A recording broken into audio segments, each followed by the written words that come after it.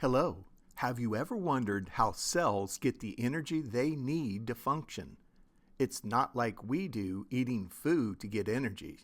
Cells have their own way of obtaining energy, and it's called cellular respiration.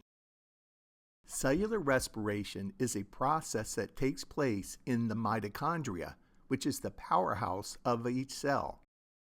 During cellular respiration, cells break down food molecules into substances such as glucose, that is a simple sugar, to release energy.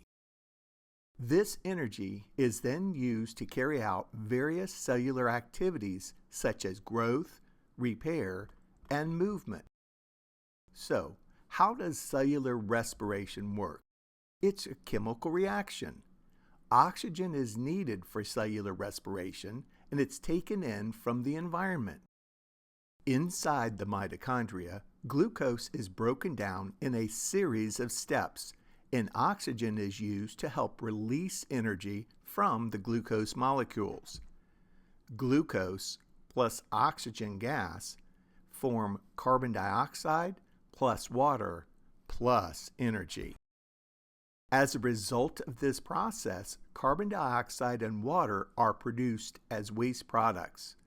Carbon dioxide is then released from the cell and eventually exhaled by the organism.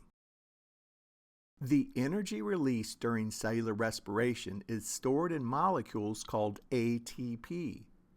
ATP is the cell's energy currency, and it can be used to power various cellular activities.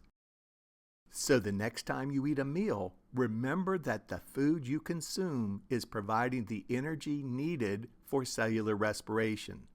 This process is essential for all living things, from tiny bacteria to large animals like elephants. Thank you for watching.